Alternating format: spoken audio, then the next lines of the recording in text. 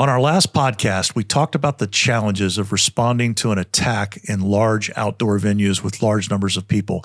And almost immediately when we got done, we started talking about the challenges of managing the uninjured survivors that remain. And that's today's topic. Stick around.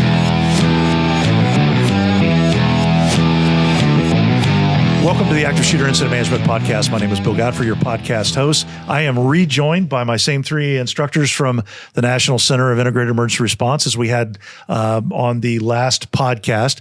This is almost going to be a part two. Billy Perry, good to have you back in the house. Glad to be back. Chad Lake, good to have you back. Thank you for having me. And Ron. Thank you, sir. All right. So as we were talking through the challenges of responding to attacks and outdoor venues where there's been large gatherings, and this would both be a planned event like some sort of concert or something like that, and of course unplanned stuff. And as soon as we got finished, we started chatting about managing the difficulty of managing corralling and managing the uninjured in that area. So I thought it would be really good for us to talk about that. So what are some of the things from a law enforcement perspective? And let's go back to the last scenario that we used on the last one, which is it's one of these large parks that are very, very popular on the weekends for the birthday parties and family gatherings and things like that. And you've had an attack. There is no more gunfire. When you get there, you've initiated rescue task forces. They're working on patient care. You're looking around. You're thinking about the checklist. What are you thinking about all of these uninjured survivors that are in varied degrees of panic, fleeing, hiding? Ron. You want to determine what their role in this situation was. If they have were they potential victims? Mm-hmm. You know, were they part of the targeted group? Were they witnesses? Were they just people that were in the area that have no idea whatsoever? And how are you going to sequester the different groups? You know, if they're potential targets, are you going to keep them with everyone else? Probably want to move them away from each other. Witnesses, you want to try to determine who are witnesses, and you know, those that say, well, yeah, I heard people screaming. You know, is there any value in that? Then where are you going to put them? You know, if you're in an open area, do you have a safe place? Because now once I grab hold of them, figuratively, right, they're mine. I'm responsible for them, and I've got to ensure their safety. So are we in a situation where we're able to determine that they're in a safe area? Billy, that brings one of the questions that was on my mind. Do you have to screen the rest of the park because you didn't find the bad guy? You have to gather intelligence where you can and find out if they are a witness, like Ron was saying, and you're responsible for them. And we're responsible for them anyway. And I think they've already had a traumatic day if they were involved. They've already undergone issues, and we don't take a Hippocratic oath, but we kind of should. And, you know, we don't want to do any harm to them. And we're not going to handcuff them. You know, that's one of the things when you first start doing things, people start putting people, I don't know who they are. Well, first of all, you're not going to have the handcuff fairy bringing you 400 pair of handcuffs, yeah. You know, and plus their day's already been pretty horrific. So let's not compound it by doing that. And we do need to provide, what about if the weather turns bad? What if, you know, the exposure? What if, you know, again, from other gunfire? What about from even the media? And, you know, we have to be cognizant of all that. And we do have a responsibility, if we can't find them especially, to find out, to gather information that we can to do a subsequent investigation. How important is it to get a perimeter over this pretty quickly? It's super important. And, you know, it has to be a really good perimeter, because a porous perimeter isn't a perimeter. Right. And we both had those, correct? And so that's where a good perimeter is important. But again, what you have to be astute enough, and you have to be on your game enough to know what rights do I have to detain this person and to hold them. Chad, from a fire EMS perspective, let's say you're one or two rescue task forces in there, and it's pretty common when you have a lot of people around. Some of the bystanders are going to step up and try to help the people that have been shot. Are you going to, if you're a little shorthanded, are you going to put them to work, try to give them some guidance, get them to help? What are your thoughts on that? That's pretty hard, because what are the injuries? Do you want them to see some of the stuff that we're about to see? One of the things when it comes to the uninjured is, what if it's a family member? Mm-hmm. What if it's a spouse that's hurt and I'm the husband or a child and they're uninjured? They're not going to separate. So I might have to, I say use the word compassionately direct them. At that point, I would use them to help, because then they feel like they are making a difference versus, hey, you're uninjured, I need you to go there with law enforcement. That's not going to happen 9 times out of 10, depending on your relationship with your spouse. But for the most part, for the most part, it is, that's difficult. And again, depending on the age, if it's people that got trampled and they might have some broken bones or bruises or you know, hurt that way, I would probably use the uninjured to maybe direct the focus on them. And so that they seem like they're doing something, especially if we don't have, like what Ron said, we don't have a safe place for them yet. And we're still trying to gather all these uninjured away. So it is going to be challenging. But packing a gunshot wound full of curl eggs. Yeah, I'm not going to let the citizen probably do that. But something minor injuries, maybe keep them focused on that and kind of keep their mind away. How do you make that transition, guys, when, you know, so Chad's got his rescue task forces there. They're working the injured. The ambulances are, you know, we've set an ambulance exchange point. We got a couple there that are ready to load.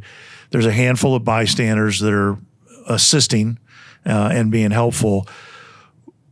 How do you, on the law enforcement side, begin that transition of trying to organize the survivors? What does that look like when you start? You know, you've got a, let's say we got a perimeter. We got an outer perimeter set. Maybe you got an inner perimeter that's right around the immediate site where you're dealing with the injured. What does that look like when you start to try to organize the crowd? I think it depends on your resources that you have. You got an outer perimeter, an inner perimeter, and you got people addressing the initial threat. How many more people do you have? You know, that's going to, you know, with the exception of someone like NYPD or maybe LAPD that's got resources, that may pretty much take up what you got. So you got to figure out how you can do multiple things at one time, or who you can get to. That may be a good thing to, you know, talk to these people that are there and say, look, I want you to be like the block captain for this group of people. Keep them here, and we'll be with you in just a minute once we get everything stabilized there. You know, try and quote, deputize these people to help you out, because if you've got everyone tied up on all those other things, what resources do you have to maintain this stuff? So those are all things you're going to have to think about when we're faced with this situation. Where can you put them? Right. Absolutely. Where can you put them? Because sitting out in the middle of the Florida sun in July, suboptimal. And also, how long is that going to take? How long is it going to take? Are they going to be out there for hours, you? and are they going to be antsy to like, all right, I'm ready to go home. I've had a pretty stressful day today. I'm ready. Let me go home. You know, and how do you keep them there? Pre-planned. We don't have buses standing by to be able to put them in air-conditioned buses or something. So do we have a contact on the weekend that can bring a bunch of buses? You know, there's all kinds of things that we need to broaden our perspective as far as preparing for the unplanned incident. That, you know, we think about, we got the planned incident where we say, okay, we got all these resources, we got dump trucks, we got everything. For the unplanned incident, what are we going to do in that situation? Where are we going to put them? Can we get buses there? Do we have a contact? Even if we call the bus company, do they have buses running on the weekend? You know, there's all kinds of things that we've got to consider while we're sitting here with no stress in our life whatsoever before it ever occurs.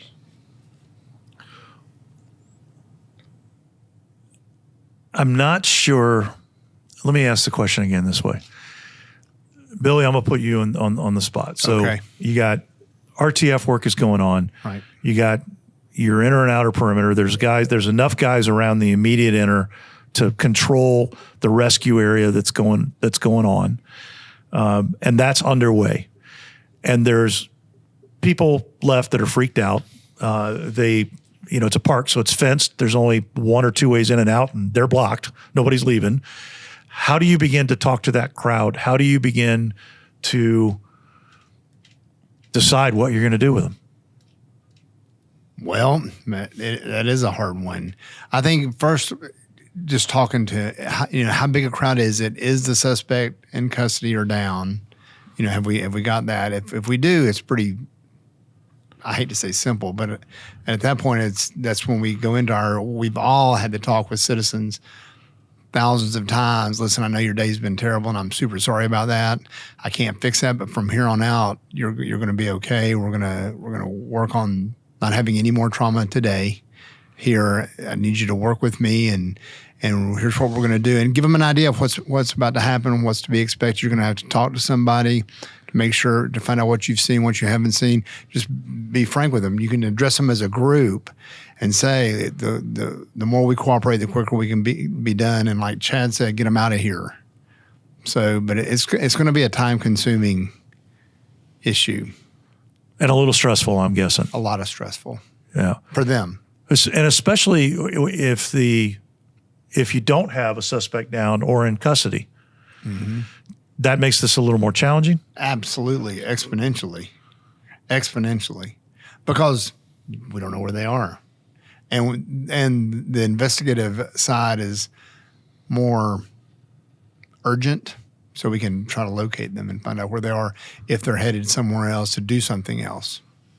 A little bit more clear on why this attack here and now, right? And which can lead you to figuring out where the suspect is, or do we feel they may return? Mm-hmm. And that's probably going to be a lot of questions coming from the uninjured and the witnesses as well, and the survivors. Like, did you find the shooter? Who is it? Or do you find the attacker? Are they coming back? You really don't have the answers. You can't lie to them, obviously. But if you say we don't have the shooter, we're working on it, are they going to feel comfortable standing there in the open to do a statement? So that's how would you address that? Mm-hmm. Yeah, that's an interest, and I do think it gets into a little bit of what you guys talked about earlier, is having to get the EOC up on the weekend, and potentially having a venue you can move those people to, that it does have some security and gets them out, especially if you don't know where the shooter is. Yeah, Chad, I'm going to revisit something we talked about a little earlier on the RTF thing. I think if it's an open air situation like this, and the ambulance is able to get relatively close to where that group of injured is lying, I think as soon as I get an ambulance up, I'm going to be trying to kind of hustle people in, and maybe we've got to put some extra staffing in the back with the medic that's assigned on the rig. But I think I want to get them out of that park a little faster if I can. Some things that we might take time to do on the ground. It's not a hot zone, but it's a pretty warm zone.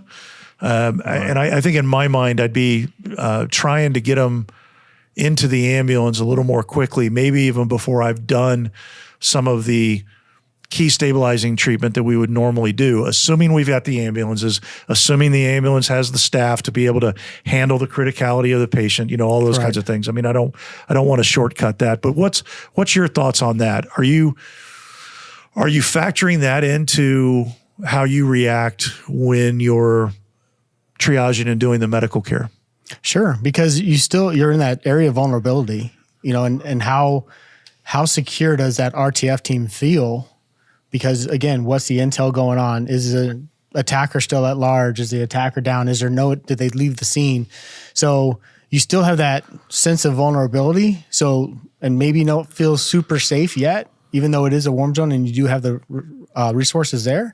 But yeah, let's load them up into transport units and get them going. And I think what that also helps is it shows that we are doing something. And versus, well, why are we waiting? Well, we still have 10 more people to triage. So we have the resources now. Let's start going to. Now, are you going to probably transport some less critical over more critical? Possibly. However, we haven't triaged everybody yet. Now, I don't want to put greens in the back when I know I have yellows and reds, but we do have to start getting them off rather quickly. And the other thing is, once you get them off, it's one less concern that you have, so you can focus on the other things at hand. You still don't know where the bad guy may have gone to. You've got all these people there. You've got the witnesses that are giving us active, actionable intelligence that may help us resolve the situation in totality. And then you've got everyone else that were just kind of there, and how can we get them out of there? So it allows us to focus on more or less things than if we have the injured people still there and have to worry about providing security for the AEP. And, it just, the focus is better once you've got that problem out of the way. Bill, like you said too, even in the back of the transport, if I have the resources and I can throw a couple more fire EMS back there to treat a little bit more, I can maybe load 2 reds and I have 2 medics that are providing care for those 2. As long as I have the resources there, because obviously we want them to arrive alive, that's important to do too. That's, communicating that through your triage and your transport. Yeah, and that's, I think, one of the great difficulties for fire EMS is when you're into those circumstances, that idea of trying to get your load, the severity of the injured balanced for the resource that's available in the back of the rig to take care of them during the transport. And that can become a little dicey, especially if you've got somebody that has never done that before or hasn't really had to think that through. The tendency to just, throw them on the rig and get them out of here, throw them on the rig and get them out of here. That doesn't really do a whole lot of good if we didn't get the bleeding controlled. And, the poor medic in the back has got 3 critical patients with bleeding, and it just, you can't cycle fast enough. So, all right, let me take us on a tangent then in terms of dealing with the uninjured. Now, we've been largely focused, and this came up as a result of talking about outdoor venues. But what about the indoor venues? One of the things that I see often in training is this tendency to want to move the uninjured out of the building, to get them out of the building, like the whole building is bad. What should that look like? And what are some of the things that go into consideration when you have an attack at, let's say it's an attack at a courthouse, and there's a whole bunch of people that were in that building, some of which you've seen in the hallway, some of which are in the area where the attack occurred, and some of which are in rooms you haven't even gotten to. How do you manage the uninjured then? Where can I provide the most security? Obviously, if I go to if I take it from the inside outside, now I have a lot broader responsibility that I can't account for. At least if I take them into a room and I've cleared that room, at least I know that room's cleared. And if I can cover the entrances to that room, I've got a more secure area than I would if I took them outside or if I left them in the hallways or anything like that. I may have to have, depending on the number of people, a number of rooms that are secured. But again, we're looking at what we can provide the most security from and then trying to gather whatever intelligence we can from all those people to determine where our threats may be coming from or where the bad guy went to or anything like that. Again, we're going after the active threat, but in this situation that you described, what are we doing with all these people? I don't want to take them outside. I wouldn't take them outside at all. That's an easy day. You cover them from the 3 things, the elements, gunfire, and the media. So you've got them secured there. It doesn't take much to keep them secure. And then in the other rooms where you set up, in every room, it's SIM. Keeping it back simple, keeping it back to basics, security, immediate action plan, and medical. We set up security. If something happens, who's going, and then we start doing medical. And nothing changes. Just advanced is the basics mastered. So it's kind of like a casualty collection point minus the casualties and the RTFs, but it's a room you guys grab, clear, and secure, and then start use it as a holding area. Right. Yeah. Wouldn't it be also the way to explain to the survivors or the uninjured is being pretty direct? Like, I need you to stay here. This is the safest place for you right now. Right. Because you're going to be here with Fred. With our advanced medical skills, we forget the priority, and that's psychological first aid. Agreed. And even though they're not injured, we're still providing psychological first aid by trying to talk them down and trying to calm the situation. And we all think about our advanced skills, but oftentimes we forget that one little part that, hey, we need to do what we can. No, they haven't been shot, but have they been injured? Yeah, they probably have, because they watched everyone else get shot. So those are all things that we need to consider. And we don't keep them in the room with the dead suspect, and we don't keep them in the room with the injured, bunch of injured people. That was where I was going to take kind of my next question and talking point. I've seen this so often in training, where the law enforcement officers, we've got the casualties into a casualty collection point. Rescue task forces are in good shape, and next thing we know, all of the uninjured are being brought into the casualty collection point. And it's like, whoa, time out. Right. We've barely got enough room in here to begin with. This is not the place for them. Chad, have you seen that too? I have, because it's a good area. Sometimes a big, good, secure area where it's like, hey, and it's one area. So it's easier to secure one than maybe two or three. But again, you're bringing uninjured that already, like Ron said, that already been somewhat traumatized. And now you're coming into where there's many injured. And what are they going to see there too? You can't tell them, hey, I need everybody to come in here and then put your nose against the wall and don't look over there, because they're all going to look. You don't want to further that trauma. Right. Yeah. Do you think that's something that's on the minds of most line police officers when they're going through, the rescue operation is still going on, but it's adequately staffed. There's people doing that, and you've got officers that are going to begin to push out that inner perimeter and start opening doors and clearing rooms. I think it depends on the agency.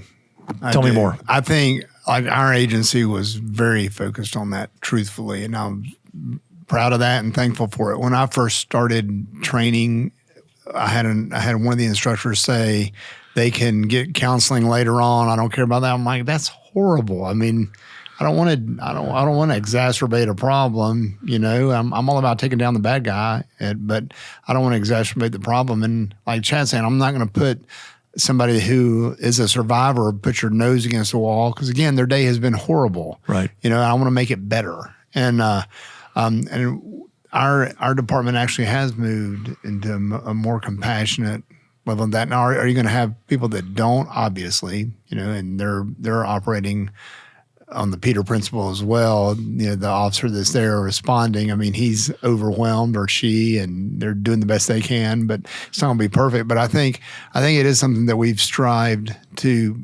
make people aware of. And it's something we should cover in training. 100%. Repeatedly. It's kind of biblical. They know not what they're doing. Mm-hmm. A lot of times in these situations, they've never had a situation like this whatsoever. So they're trying to get everyone sequestered in one area so they can go take care of everything else that's going on. And they don't even consider those things. Right. And whose fault is it? It's ours as leadership, because we haven't taken the time before this incident to talk about this, even if it's in a briefing, shift briefing before you start. Hey, if this happens, remember, we want to sequester the witnesses and survivors away from the injured survivors and everything else. So at least they've got an idea. Oh, yeah, Sarge talked about this. We don't do that. That's something we need to improve on. And we were working on that before I left, because I am retired now, thank goodness. But before I left, they were working, making people very aware of that and looking forward in other arenas. And I do kind of feel like it is a training gap on the law enforcement side at a lot of the younger folks that are coming in. And almost feel like, hey, guys, if the building's not on fire or about to explode, they're safer inside than they are outside. 100%. Grab a room, secure it, and hold them in there. And it shouldn't be the room with the injured. They've already had a bad enough day. Or the bad guy. If you do have uninjured in the room with the injured, move them out of that room. They don't need to be there. Yeah, and certainly not with the bad guy. And I do feel like that's a bit of a training gap that we ought to pay a little bit more attention to. We can practice that on everyday calls. We do that. We run a simple medical call. I won't say simple, but it could be a cardiac arrest. And we're so focused on the patient. What's happening to the family? Right. Does anybody talk to the family? Auto accidents with children. We're so focused and moth to that flame on that injured. We forget about the uninjured. So we need to focus on that. And in my department, I personally talk to the family members. So yeah, we're taking them to the hospital. It's like, no, let's stay a little bit after while the transport unit left, and let's talk to them a little bit to make them feel a little bit more comfortable. And it's going to help tremendously. You can do that on everyday calls, not just the big calls. And again, That's awesome. as we build relationships, we talk to our brothers and sisters at the fire department and everything else. While they're busy working that code, we as law enforcement, they're on the scene. Instead of giving this sterile life, we could be the ones that are talking to them, trying to explain to them what's going to happen and everything. It's that relationship we build. You know, it's their job to help us. They see we're busy, they're going to help us. And we see they're busy, we're going to help them. But not be fearful of taking that step to go in and talk to the family. Right. They don't have anyone, they got everyone they got working this code. Someone needs to talk to them. Let me go over and talk to them. But we got to train. Yeah. And I think the other thing that I want to add here before we close this one out is the reason that we, through this entire podcast, have called them survivors. You know, we became aware, ironically educated by two young ladies who were survivors of two different active shooter events, that the word victim is harmful. And that psychologically the recovery requires the person that was subjected to this violence to get over seeing themselves as a helpless victim and rather seeing themselves of, I survived that. Right. You know, I'm a survivor. Yes, that thing happened to me and it was horrible, but I survived it and I'm moving forward with my life. And so, you know, it sounds, I understand that it sounds silly, but calling people by a name that's helpful instead of harmful is actually, in my eyes, a pretty big deal. Huge deal. Yeah, I think so. And then the other thing, and I think we'll leave this for another podcast, is, you know, we've talked about that immediate corralling of the uninjured and how you're dealing with them in the building that was under attack. What we didn't go into, of course, was how are we going to handle family assistance, reunification, you know, all of those kinds of things. And that's a different topic for another day. Right. But all of that has to be considered as well when you're dealing with the uninjured survivors. Well, gentlemen, thank you very much for discussing this and staying on to do another one back to back. I appreciate it. Thank you to our producer, Carla Torres. And if you have any questions about this or any specific challenges in your agency that you'd like some assistance with, please feel free to give us a call in the office or send us an email, info@c3pathways.com. Thank you to our producer, Carla Torres. I think I said that twice. She's nodding at me, so yes, I said that twice. Until next time, stay safe.